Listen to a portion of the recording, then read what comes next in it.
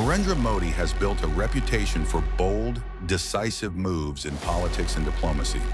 Time and again, the Prime Minister of India has shown that he is willing to make choices others hesitate to make. And recently, he made another one. At a time when much of the world was keeping its distance, Modi visited Israel, a move many are already calling a strategic masterstroke. But what does this visit actually mean for India, for Israel, and for global politics? In this video, we break down the real story behind Modi's visit to Israel and the consequences the world may be talking about for years to come. February 25th, 2026. Jerusalem. For 32 minutes, an Indian Prime Minister stood at the podium of a foreign parliament and spoke. The Speaker of the Knesset awarded Modi a Medal of Honor. The first time in history that medal had been given to a foreign leader. The very first time. Think about what that means. Israel, a country that has been at war, under siege, facing international condemnation, watching its diplomatic relationships fray one by one, chose that moment, in the middle of all of that, to give its highest parliamentary honor to the leader of India. Not to America, not to any European ally. To India, to Narendra Modi. This is Israel telling the world exactly who it trusts, exactly who showed up when the pressure was highest, exactly who did not retreat when it became inconvenient to stand tall. Here is the uncomfortable truth that a lot of people are dancing around. The international stage right now is not a place of principle. It is a place of performance.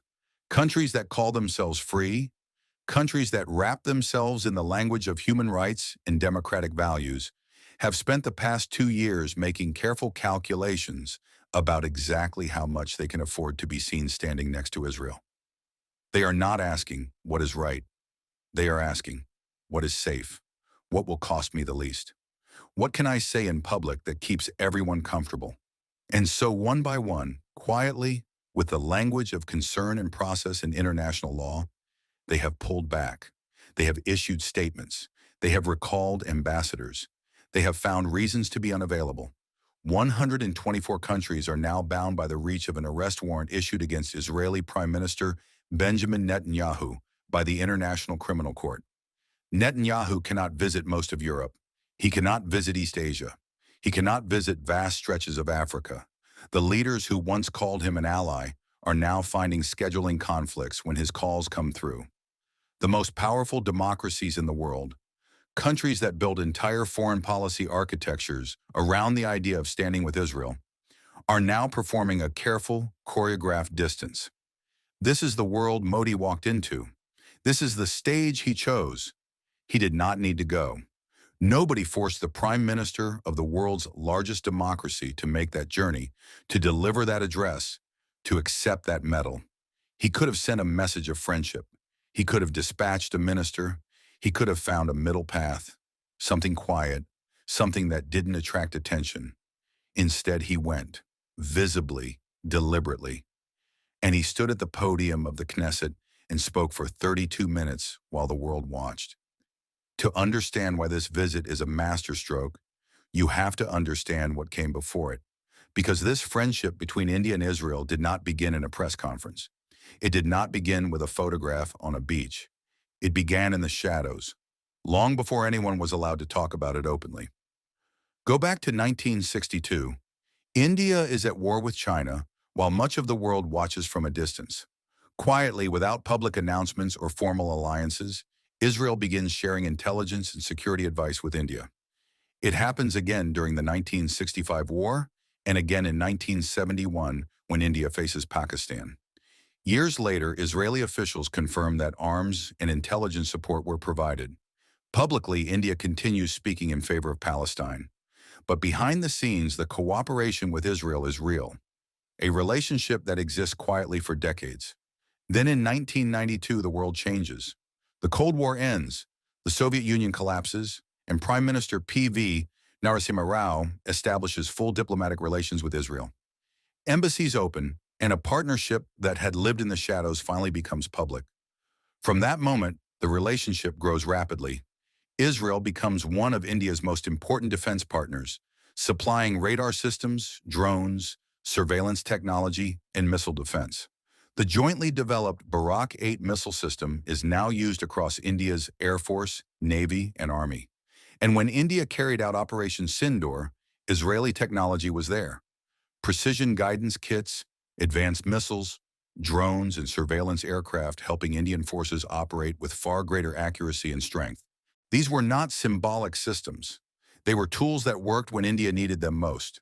So when Modi stands in Jerusalem and the room gives him a standing ovation, understand that the room knows. Israel knows what that equipment represented. Israel knows what it means to have a partner who actually uses what you build together, who integrates it into the core of their defense architecture, who trusts it with the nation's security. That trust was not built in a day. It was built over 60 years of quiet, serious, consequential partnership. Between 2020 and 2024, 34% of Israel's total defense exports went to a single destination. One country, one buyer, India, approximately $20 billion in 5 years. India is Israel's largest defense customer on earth, and Israel, the nation that produces some of the most sophisticated battlefield technology ever created, is India's third largest defense supplier, accounting for roughly 13% of India's total defense imports, after Russia, after France. This is not a symbolic relationship. This is not two countries exchanging visits and statements and ceremonial medals. This is an economic and strategic architecture that has been built over decades and now runs through the foundations of India's military capability. And the relationship has matured beyond purchasing. Israeli companies have opened subsidiaries inside India. They have built production lines on Indian soil. They have transferred technology, real technology, not watered-down versions, because the partnership demands it. Because India's push toward self-reliance in manufacturing changed the terms of the conversation, and Israel adapted. Israel did not resist India's Make in India agenda. It embraced it, because Israel understands that a strong, capable, self-sufficient India is a better long-term partner than a dependent one. In 2012, Israel exported $300 million worth of defense equipment to India. By 2017, after the Barak deal expanded, that number had grown to $3.4 billion. The trajectory speaks for itself. And now, following Modi's 2026 visit, the two countries are elevating their relationship to a formal strategic partnership. Defense production, intelligence sharing, counterterrorism cooperation, ballistic missile defense, laser defense systems, the future of air shields. These are not things countries talk about casually. These are the deepest kinds of security commitments two nations can make to each other. When you combine Indian scale, the manufacturing capacity, the human capital, the domestic demand with Israeli battlefield-tested innovation, you do not just produce weapons. You build capability. You build deterrence. You build the kind of military strength that makes adversaries think twice before they move. India has adversaries. Everyone knows this. Pakistan, the ongoing presence of proxy networks, cross-border terrorism that has taken innocent lives. Operation Sindoor reminded the world that the threats India faces are not theoretical. They are real, and they come in waves, drones, missiles, coordinated strikes designed to overwhelm and break through. Israel knows what that looks like too. From Gaza to Lebanon, Iranian-backed militias firing across borders, years of living under rocket fire.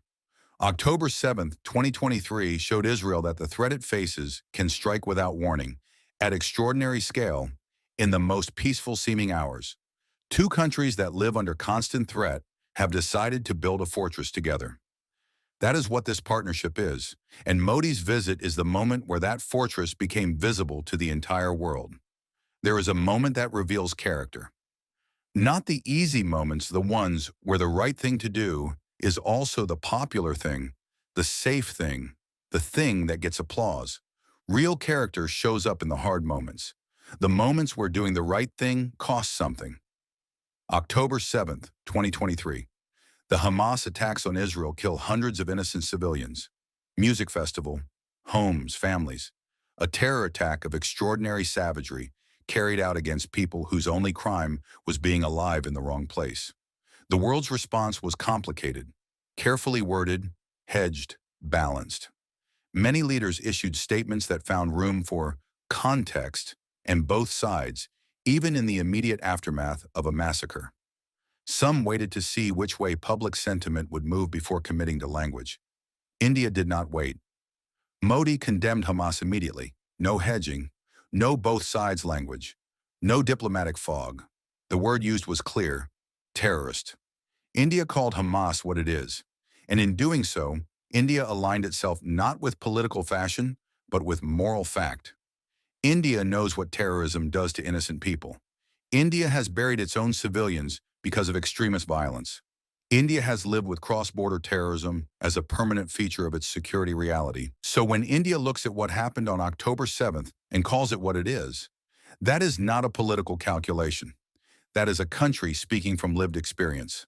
And Israel heard that. The world heard it.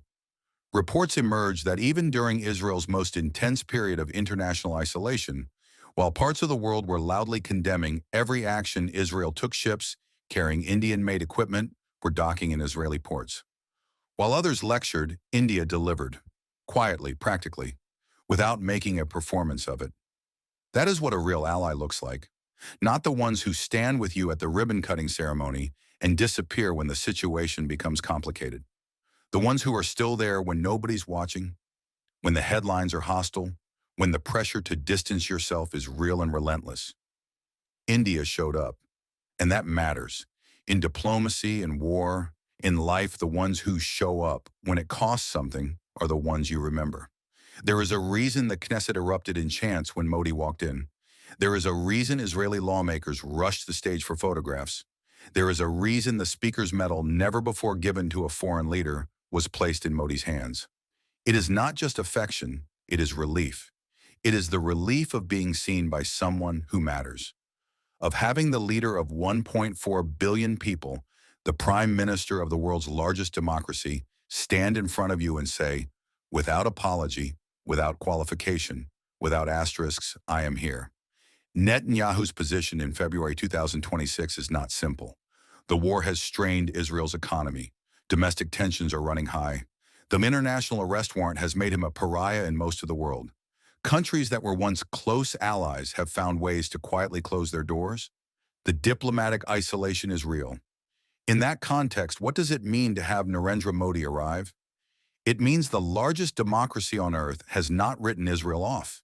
It means the voice that speaks for more human beings than any other elected leader on the planet has chosen to show up. It means the isolation is not total, and the friends that remain are not small or marginal or apologetic about their friendship. That is not just symbolism.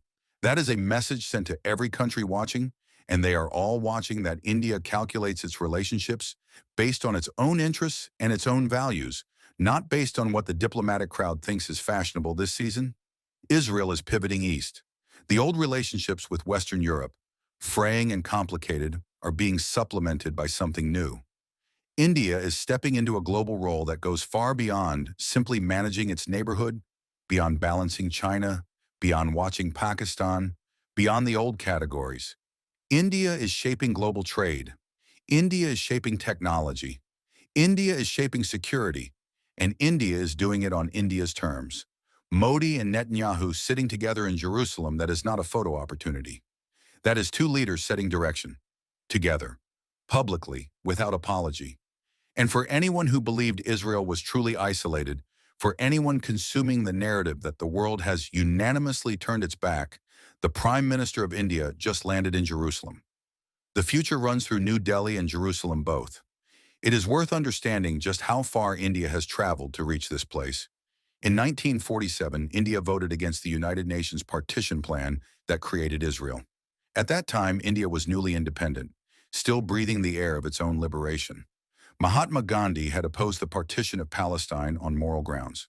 Jawaharlal Nehru, steeped in the anti-colonial movements of his era, saw the Arab world as brother nations who had suffered under the same imperial boot that had pressed down on India. Solidarity meant something personal then. India formally recognized Israel's existence in 1950, but refused diplomatic relations. For decades, the public position was firmly pro-Palestinian.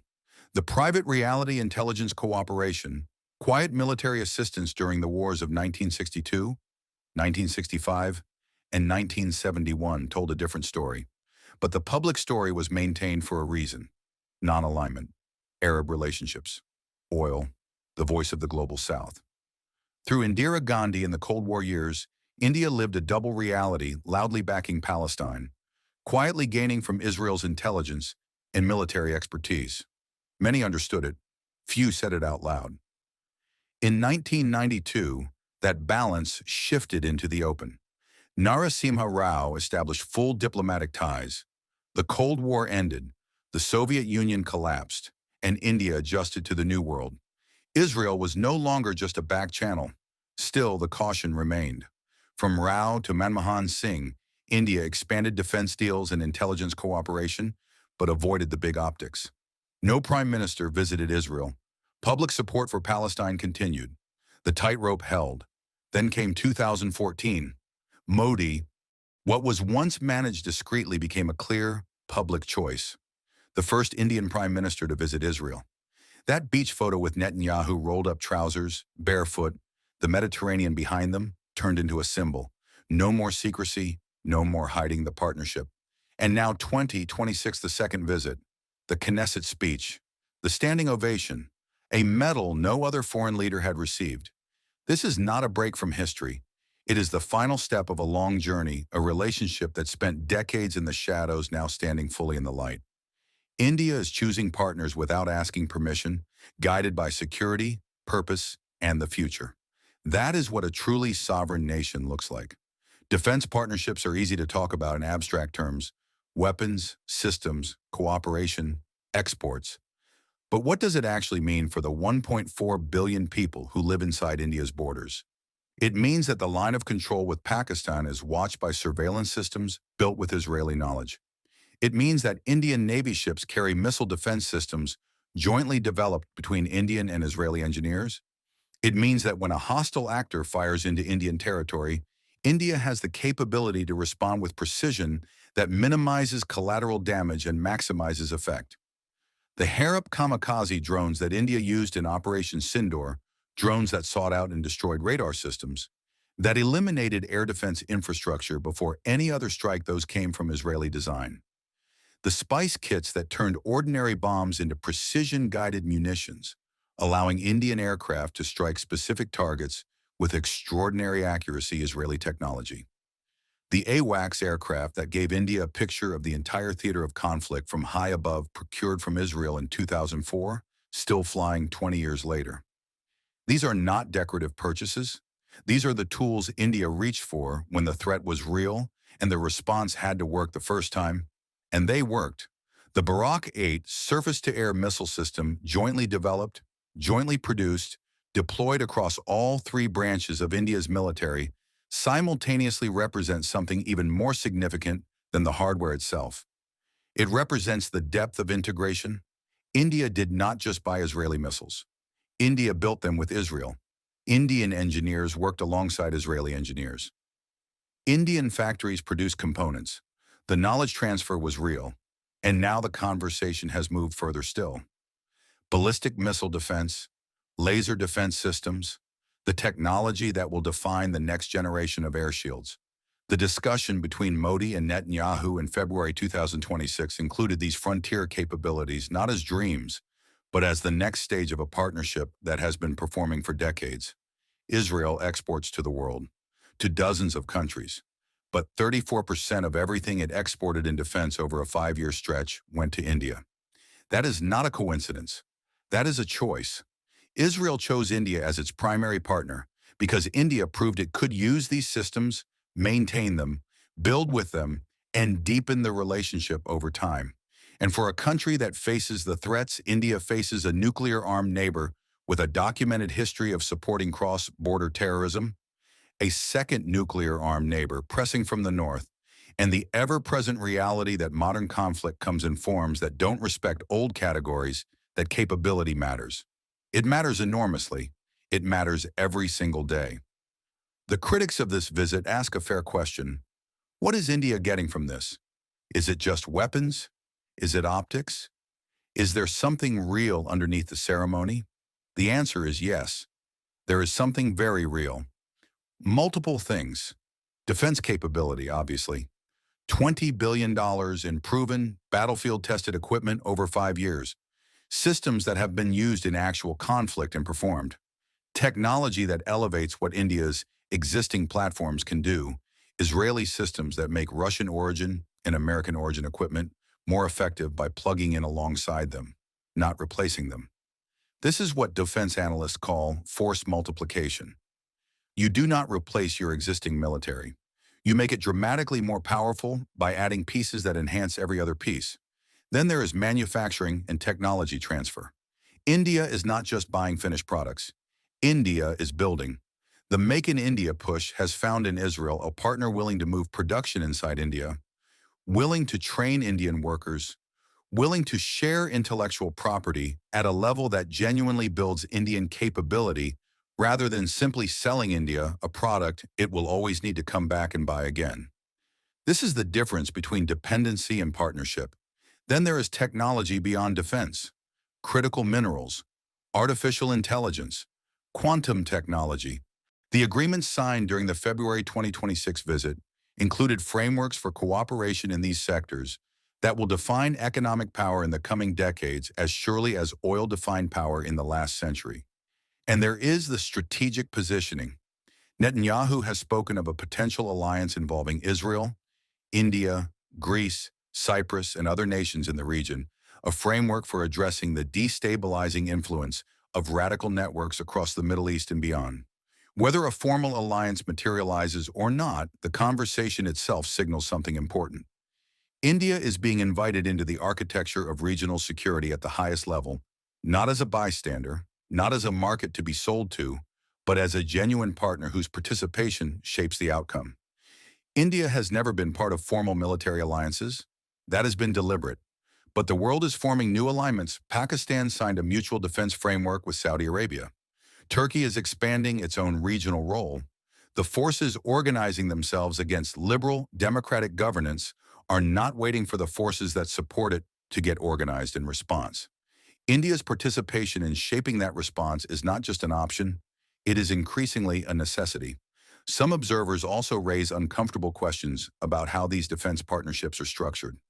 One name appears again and again: the Adani Group. Its companies are involved in several India-Israel projects, manufacturing Hermes 900 drones in Hyderabad, holding a major stake in Haifa port, partnering with Israeli weapon industries, and securing contracts such as the multi-crore deal for Negev light machine guns for the Indian Army. This pattern naturally leads to a question. When India strengthens ties with Israel, who benefits the most? Are the gains spread across India's industries and capabilities, or do they concentrate among a few powerful players? No Indian court has proven wrongdoing, but in any democracy, such patterns deserve scrutiny. Then there is the Pegasus controversy. The spyware created by Israel's NSO group was reportedly used to monitor journalists, politicians, lawyers, and activists in India. The Supreme Court later noted the government's lack of cooperation during the investigation, and the committee report was never made public. The issue remains unresolved. Each time India and Israel deepen their partnership, these questions return about surveillance technology, about transparency, and about how powerful tools are used inside a democracy. A nation as large and influential as India must always be clear about the line between protecting security and protecting liberty. Yet from a wider perspective, Modi's visit to Jerusalem fits into something much bigger. It is one step in a long strategic journey, a relationship built quietly over decades now, standing openly on the global stage.